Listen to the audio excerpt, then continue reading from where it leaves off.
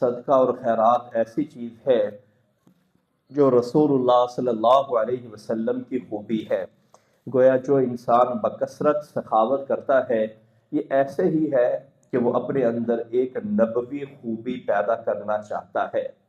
صدقہ خیرات ایسی چیز ہے جس سے اللہ رسول جلال والاکرام بہت زیادہ مال و دولت عطا فرماتے ہیں، اللہ کی محبت اس سے ملتی ہے، اور یہ صدقہ ایسی چیز ہے جس سے گناہ معاف ہوتے ہیں۔ صدقہ ایسی چیز ہے جس سے بیماریاں پرے ہٹتی ہیں، آتی ہی نہیں ہیں، مصیبتیں پرے ہٹتی ہیں، انسان کے اوپر آتی ہی نہیں ہے۔ اور یہ صدقہ خیرات ایسی چیز ہے کہ اللہ ذو الجلال والاکرام اس کی بدولت دنیا میں بھی عطا فرماتے ہیں، قیامت کے روز بھی عطا فرماتے ہیں۔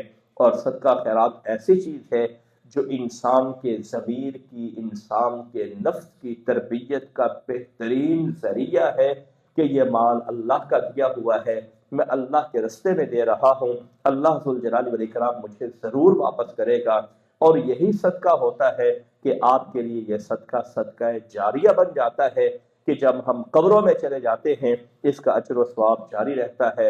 اور اس صدقے کا یہ بھی فائدہ ہوتا ہے، لوگوں کے دلوں کے اندر آپ کی محبت بڑھ جاتی ہے، آپ سے عقیدت رکھتے ہیں، آپ کا احترام کرتے ہیں، اور اللہ ذو الجلال والاکرام اس صدقے خیرات کی وجہ سے ظاہری اور باطنی برکتوں سے نوازتے ہیں، حصی اور معنوی برکتوں سے نوازتے ہیں۔ کئی دفعہ ایسی برکت ہوتی ہے انسان کو محسوس نہیں ہوتا کہ یہ برکت ہوئی ہے۔ مثال کے طور پر اللہ کسی نقصان سے بچا لیتا ہے، یہ بھی برکت ہے۔